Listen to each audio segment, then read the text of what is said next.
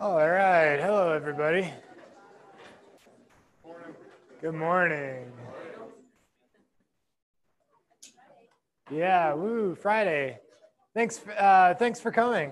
I appreciate your attendance. I think that's awesome. Keep coming. Oh, thanks.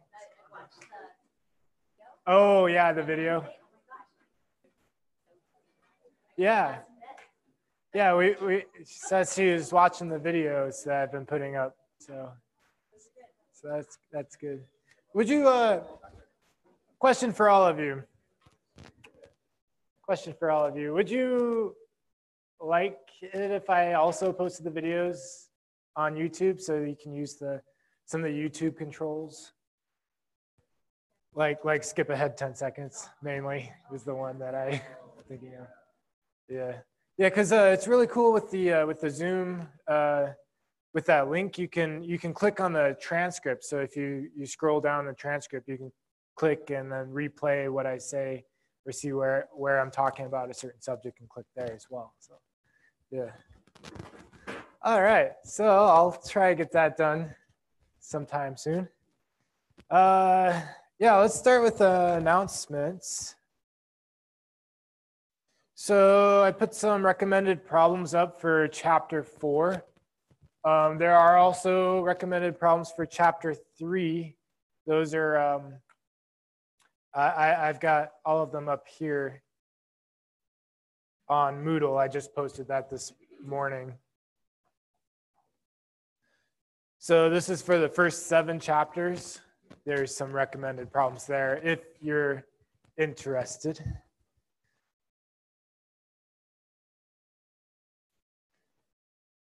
So yeah, the next thing is hand-in homework. Again, we'll use StatCrunch. So I hope StatCrunch is your friend and not your enemy, or that you will become friends with StatCrunch. So like always, it's due next Thursday. Here, no, it's still not loading.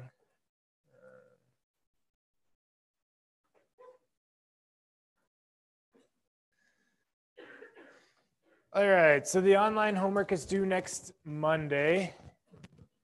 That's at 11:59 p.m. And I did fix that. It's Mountain Time now. Here we go. All right, so I just put up a list of problems that you could look at for each chapter. Yep, this is on Moodle, and that it's problems from each chapter in the textbook, the e-text. So.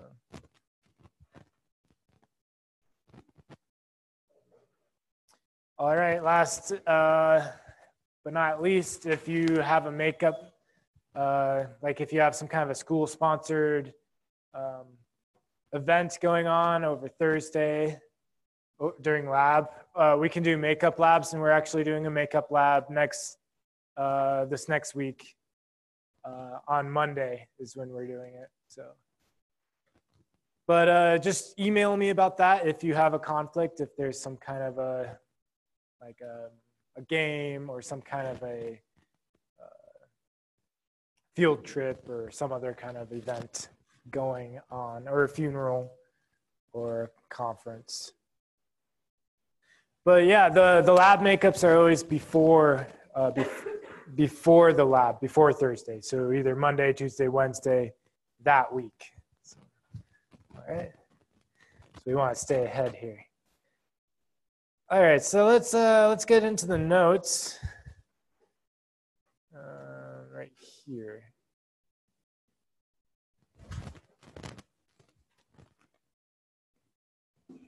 All right, so we are in the middle of this problem with the speed of lights. Well, speed of light in general. There were experiment A, experiment B, trying to find what the speed of light was. And so now we want to use the 1.5 IQR rule. So maybe I'll just write again so this was for experiment A, or B, this one's B. Experiment A, had the 5-number summary of 650, 850, 940, 980, and 1,070. Right there. That's from last time. All right, so now we want to find the upper and lower fences for both A. So let's start with the lower fence. So we take Q1, which is 850, minus 1.5 times the IQR, which is 130. Oh, I meant to do equal signs there.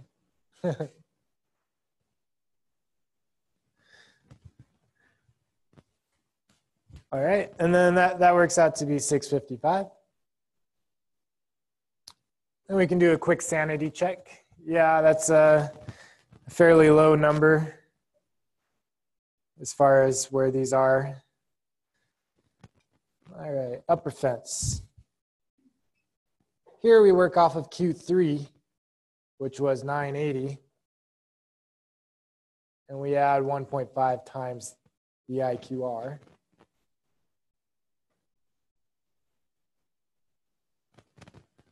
Which was 1,175. And maybe we should just recall what these numbers mean.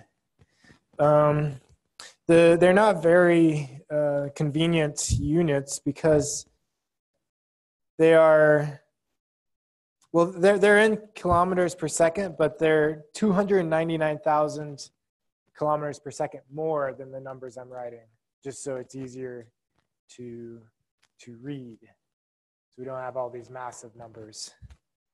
So this would be 300,175 kilometers per second right there.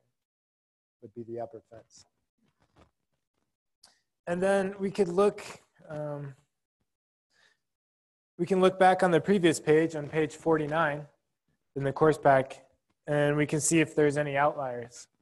So you look on there and you see that 650 is just a little bit lower than our lower fence, 655.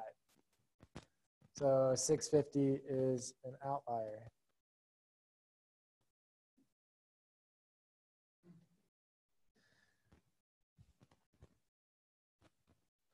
All right, and then for experiment B, we do the same thing.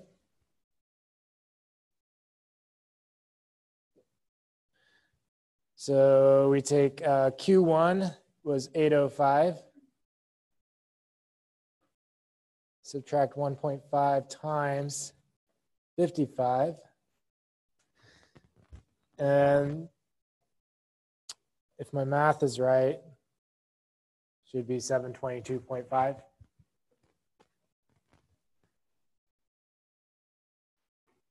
Is anybody double checking me? You guys just trust me.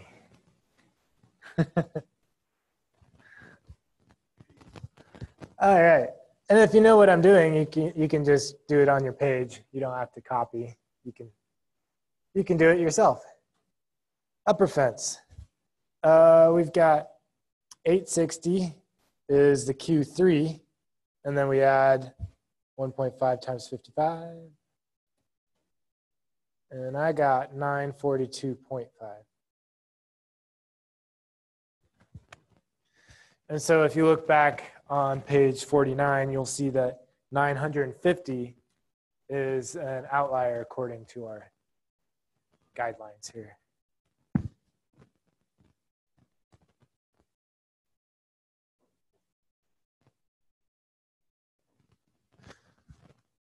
All right, so now any questions on that?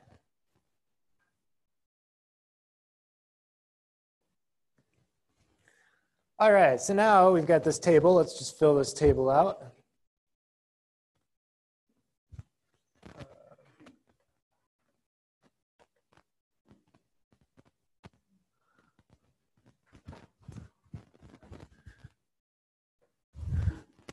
All right, so Q1 for experiment A was 850. Median was 940. Q3 was 980. Outliers, we did find one, was 650. Smallest value, which isn't an outlier. You look back and you see the next one was 740. This was on page 49. It's the second lowest data value. And then the largest value, which isn't an outlier, would be the max, 1007. And these are the numbers that you need to make a box plot.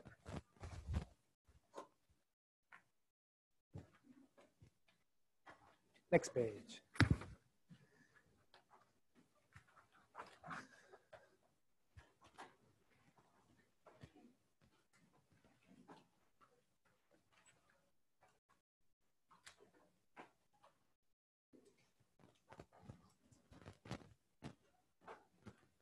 All right, so experiment B is already done. There's one outlier right there. So let's go ahead and start by plotting our outlier, which was 650.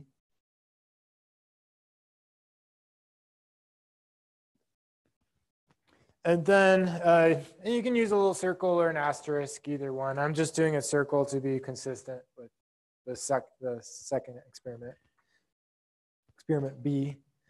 The next thing was the smallest value, which isn't an outlier, which was 740.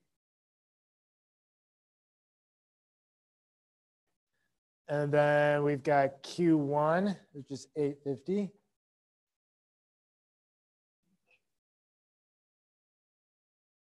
We've got the median. We've got Q3, 980. Make our box. And then our max, which wasn't an outlier, was 1070.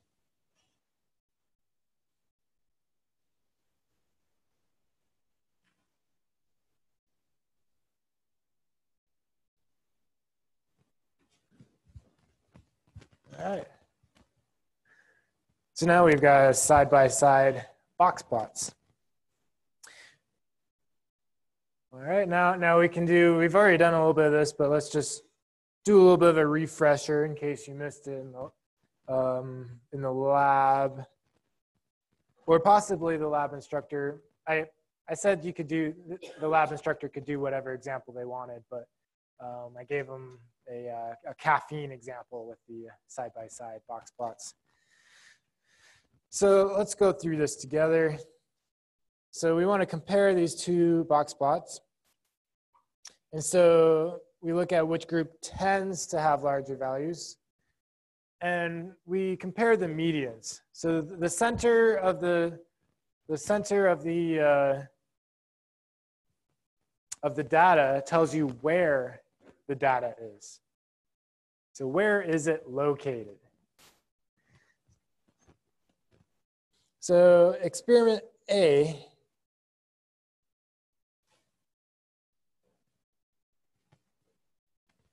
tends to have larger values.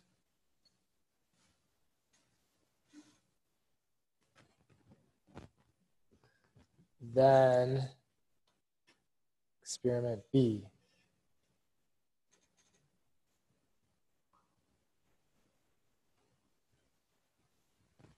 And I say tends because this back up here in experiment B, this measurement was higher than this measurement in experiment A.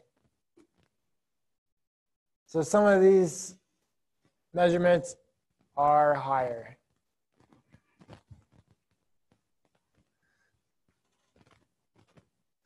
All right, and then which one has the more variability? That would be experiment A.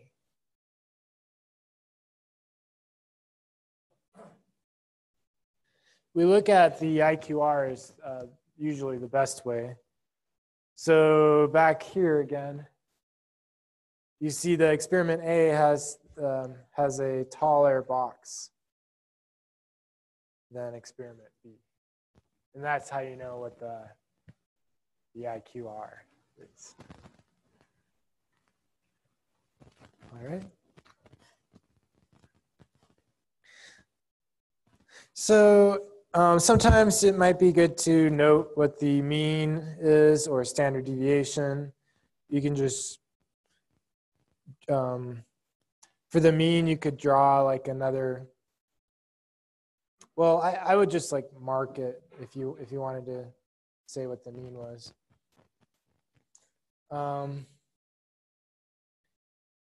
And sometimes what we're getting at here is that you could compare the means instead of the medians is the main point here. And we could compare the standard deviations instead of the IQRs right there. And then the shape or the outliers are less important when you're comparing the two distributions.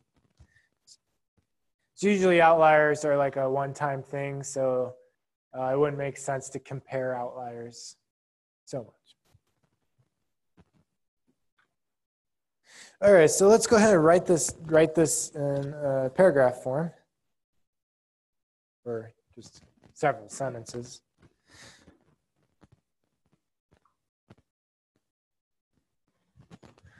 So usually you just write a sentence comparing the centers, and then you can write a sentence comparing the spreads. So the distribution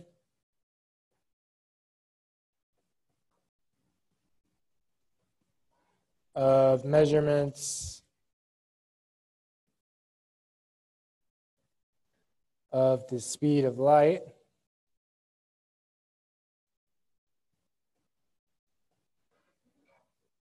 in experiment A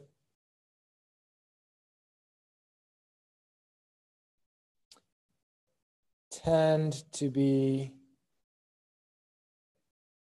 so here's where you're doing that comparison, tend to be higher than experiment B. And then you can give supporting evidence here. So that would be the medians. That would be 940 compared to 810.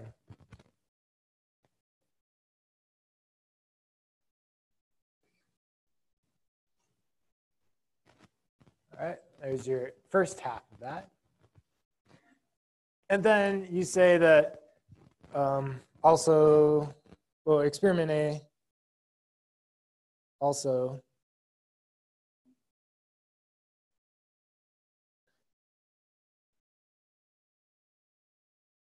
had a higher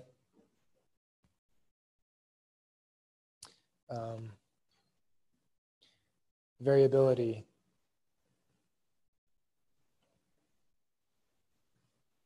than experiment B.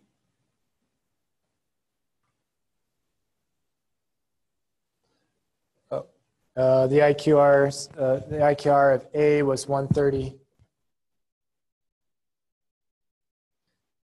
Oh, I should have said that these are medians.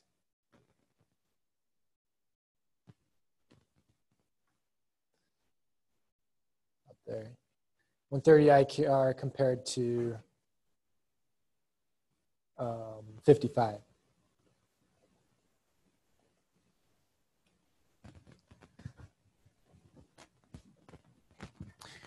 So here's a question. Why didn't I say that the variability tends to be higher from experiment A to experiment B? Maybe someone have a nice,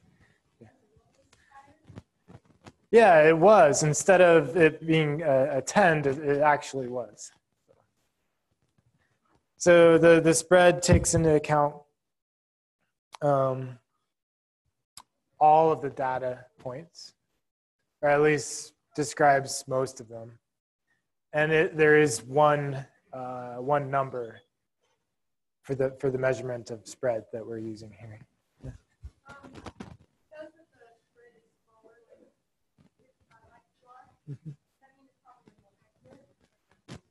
So the question is, because the IQR is smaller, is it more accurate? I would use the word precise is the word I would use. So precise means that you're close to the right target. But accurate means that you're aiming in the right way. So you could have a lot of variability, but still be accurate as long as your target's in the center of your data values. Right. All right, so let's look at some more box plots. So here we've got some employment rates here. You look on the left. And this is from June 2013. So this is of different states.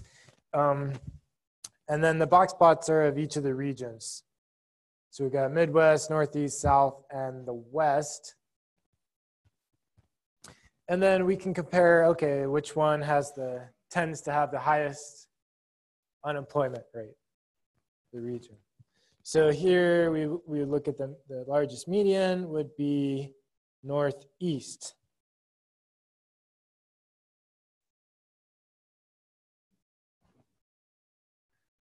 And then the largest IQR, we're looking at how tall these boxes are.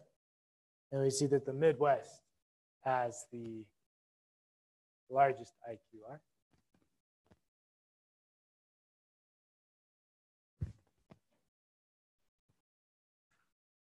And then the smallest range. So this one's kind of a tricky one because like maybe you'd think it would be Northeast, or maybe you'd think it would be South. But you want to take into account that outlier. So the outlier is used to calculate the range. And so the Northeast would have a larger range than the South, which are the only close ones.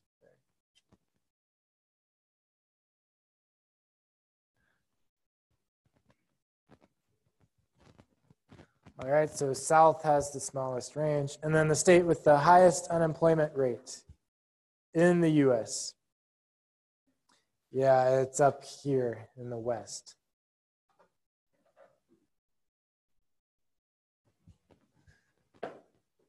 Question?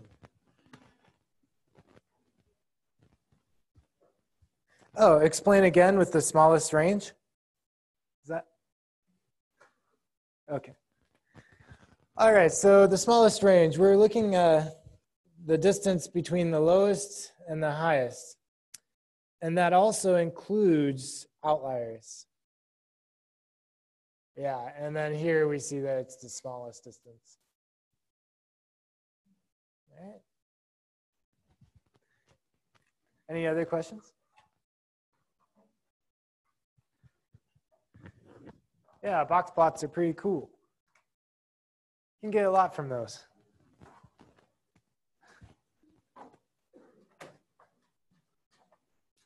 All right, so we're back to baseball here. So we've got some home runs that Babe Ruth, Hank Aaron, and David Ortiz are doing. So we've got 3 distributions here. And then we went ahead and just made some side-by-side box plots of those guys, those seasons. And then we want to write a few sentences comparing these distributions. So since there's 3 of them here, sometimes it's hard. It'd be a lot of writing to include what's happening for everyone. So here we're most interested in the who tends to hit the most and who tends to hit the least. who has the most variability and who has the least variability. So here it's clear that Babe Ruth tends to have the highest home runs per season.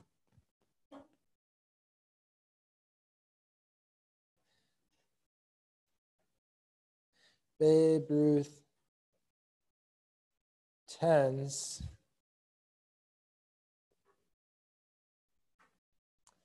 to have the highest home runs per season with a median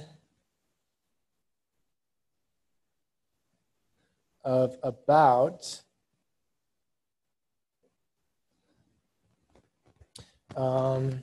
47 home runs.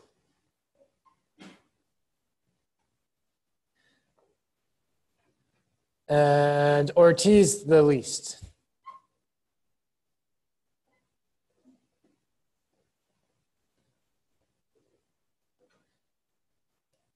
All right. And then we would say that, well, we should really like look at the IQRs here. And it looks like Hank Aaron may have just a little bit larger of a box there, a little bit larger of an IQR than the other ones. Ortiz clearly has the smallest IQR. So I would say Hank Aaron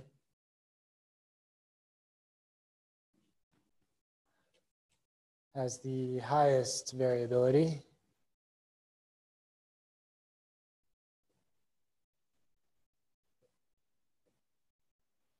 In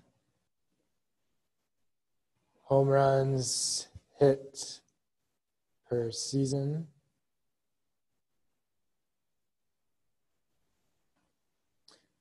With an IQR of about, what did I say? I think it looks like about 16. About 16. And Ortiz the least.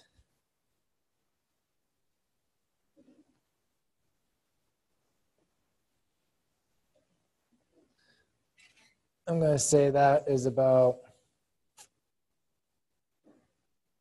I don't know, 11, maybe 12. And you could actually calculate those out. I'm just trying to save a minute here so that we can get on to the next thing. So.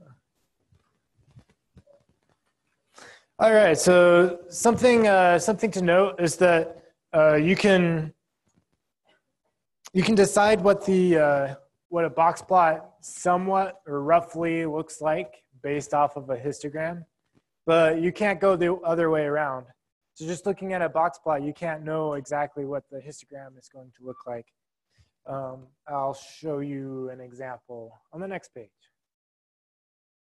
Is everybody done with this? That was a lot of writing. Yeah, statistics is a lot of writing. So you've noticed this by now. All right. All right, so let's just look at these 4 histograms and let's try to draw what the box plots might look like. So skewed left, the median. Oh, yeah, it does say skewed right. Yeah, let's start on the skewed right one. Skewed right. Q3 is further from the median than Q1 is. So this one's kind of close. And then the median is is on the low end. That's where all the data values are. Then Q3 is a little farther away.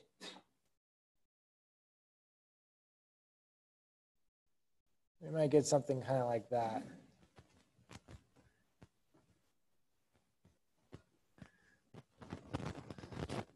So these are the small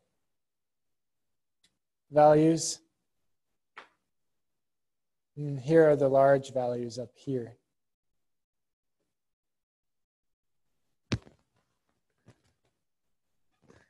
And like normal, the small values are on the left and the large values are on the right. So, and then it'd be the other way around with the skewed left.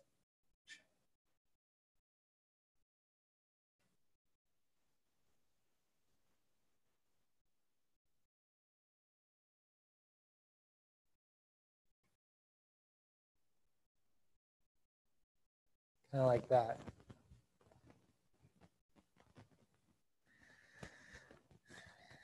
All right, so now you may be like, oh, well, we could work backwards.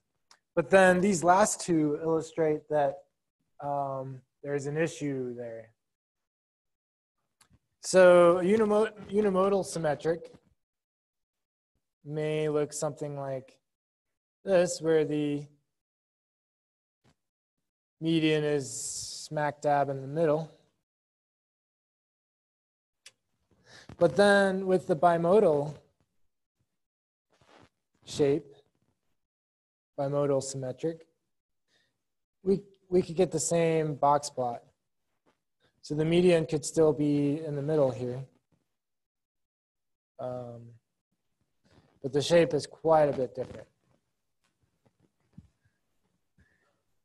So you can somewhat tell what the histogram will be like. You can tell whether it'll be skewed left, skewed right, or roughly symmetric. So, yeah. Unimodal and bimodal. So the question was, what was the difference? And the difference is none. So the box plots look the same. They've got the same max, the same min, the same Q1, Q3, and the same median.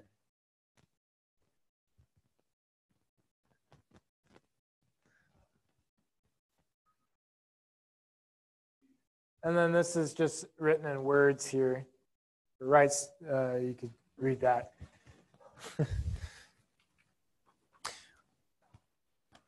All right, so let's talk about outliers a little bit. So outliers can be really interesting. So they're not just things to be avoided. Outliers can tell a story. So here, you can tell outliers just by just looking at it and seeing if it's way out there. Or we can use the 1.5 times IQR rule.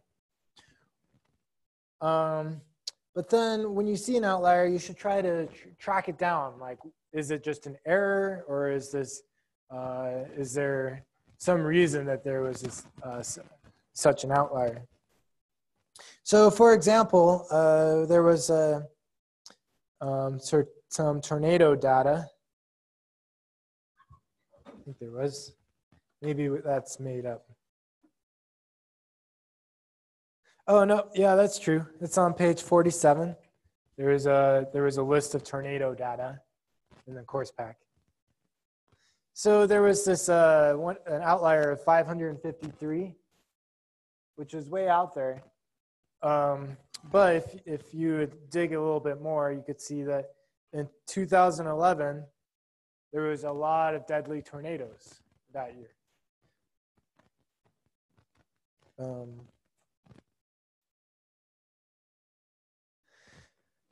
And then, so if it's not an error, then you can look into it a little bit more and see that there were a couple of, there was like a really deadly tornado on May 22nd in Joplin, Missouri, which caused 158 deaths.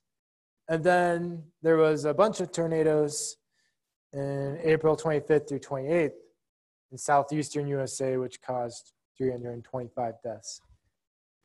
So that's a very interesting data value going on right there.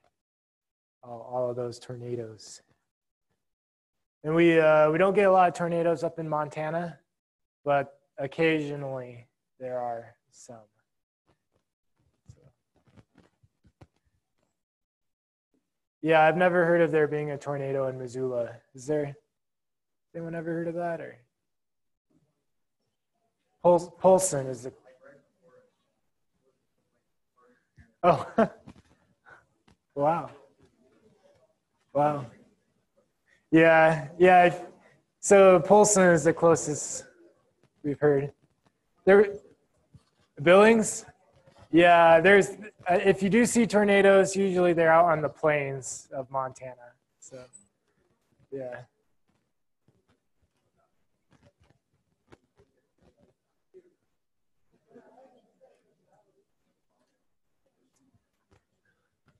All right, and the third point. So after we get our story, some data has like a whole bunch of outliers, and then you wanna do something with those so that you just don't have itty bitty box plot and a million outliers.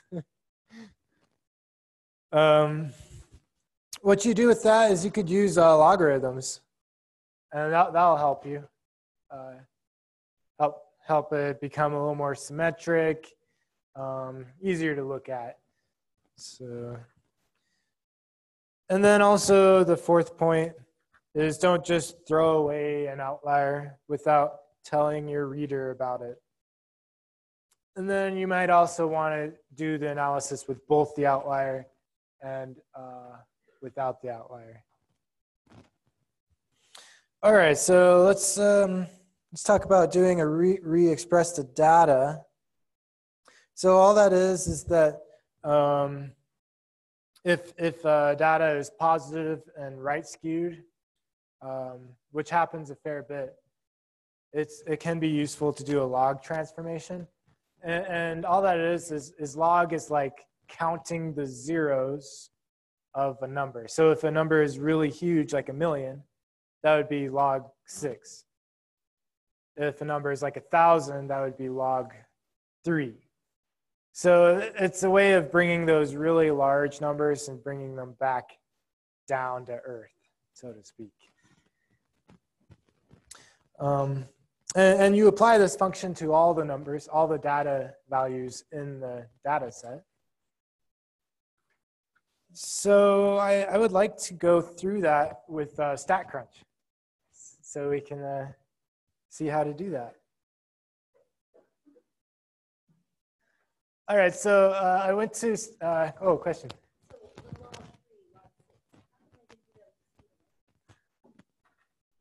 Oh, okay, so that one, there wasn't a huge, all the numbers were huge. So it wasn't like some of the numbers were small and then there were some huge outliers out there.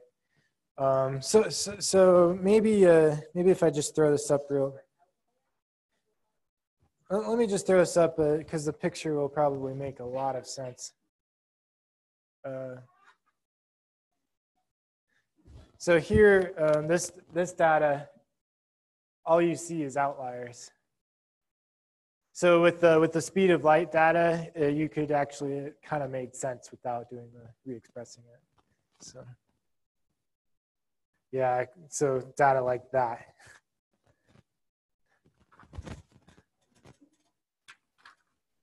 Usually, if you're faced with the problem, they'll just tell you to try re-expressing this data using log. So, all right, so this is the cost of living. This was data from the textbook for StatCrunch. And let's find a, let's just do a histogram for now of the rent. This was in 2016 here. And so this one isn't so bad, but you can see that it's right skewed. And let's see if what do these numbers mean. Try to figure this out.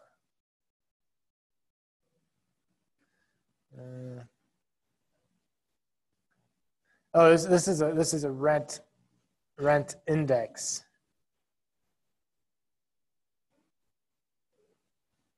See, maybe there's one that the numbers mean a little bit more. Oh, apartment. There we go.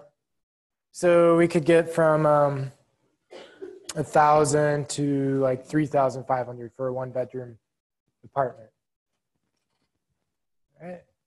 So this data, it's not like extremely right skewed, but let's just use it so that I can show you how to do the log re-expression with StatCrunch. So you remember that this is the apartment, 1-bedroom. And you go to data, compute, expression. So here we want to, you could hit the build right there. And you want to look for the log. Let's do log base 10. And then the column that we were interested in was the apartment, 1-bedroom. You hit OK. And then you can say what the column label will be. So let's just write log of apartment cost. All right, and that gives you a new column if you look over here, right here. All right. So that didn't take too long, as long as you know how to do it. You could just, so just in review, you hit data, compute, expression, and then here you can build, using this button, build a lot, like take some kind of a function of a column of data. All right, so now let's just look at the, well, let's look at a histogram, and then we could look at boxplot too. A log of apartment costs, that's the one we did. And this is what it looks like now. So it's more symmetric. It's not perfectly symmetric, but there's not really that pronounced right skew going on here. So yeah, this is the new one. And then the old one was here. So this is what happened. So this one's easier to look at. It's maybe the units are a little hard to look at, but remember, this is counting zeros. So this is like 2 zeros is like 100. 3 zeros is like 1,000. And then we've got a little bit more than 1,000 here. So up to 3,500. So, all right. So logs really aren't too scary. I just think of them as counting zeros. So not so bad.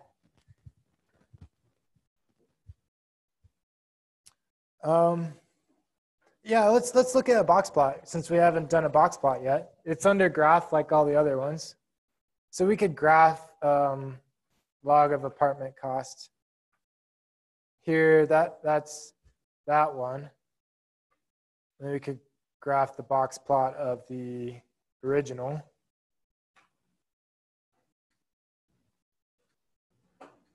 So this one, there's a lot of outliers. So that would be a pain to do by hand. So, question?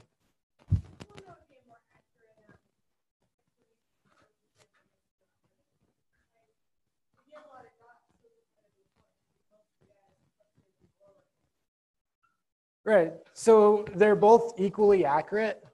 It's up to how do you want to look at this? And usually with something like an apartment, like you don't throw in logs because people understand dollars really well. But yeah, go ahead. Yeah, so a good time and place is sometimes with some kind of scientific data, then maybe the numbers, yeah, you're more used to seeing the numbers in the log format. Just you want to look at something that looks a little better like that. So yeah, so you'll see it a lot in science questions or science. And And that's because sometimes you deal with really large numbers in scientific questions. All right, in the back.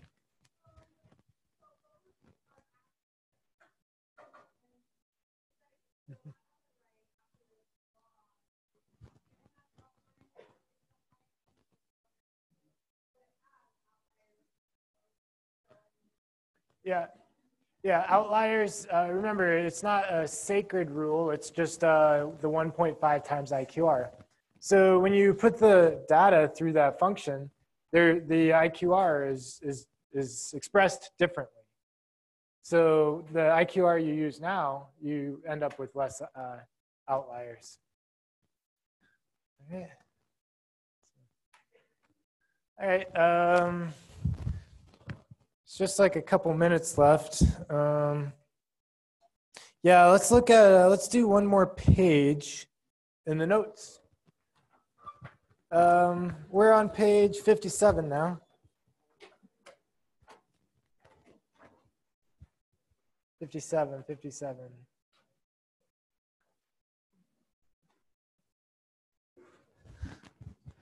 So here's another example. Right here. So we've got 452 homes sold in Missoula between January 1st and January 30th, 2016. So this is another one, a lot of things with money, sadly, they tend to be very right skewed. Well, I guess unless you're a millionaire, then it's cool. So here we've got the price in thousands of dollars. So we do have $1 million home there. Most of them are between 200,000 and 400,000 in 2016. I'm sure they're higher now, actually, by quite a bit. So, yeah. But when you take the log of this one, you end up with something that's a little, a lot nicer. Actually, it just looks like a nice little. Almost looks like a normal distribution, actually. We'll get into what a normal distribution is, but it's kind of like this bell shape right there. So this is, again, saying what the usefulness of re-expressing the data would be. All right, and I think let's just go ahead and end on that example right there. Well, yeah, let's just end. Whatever. I just said that. Yeah, you too. There's one page left in chapter 4. We'll start on that next week. Yeah.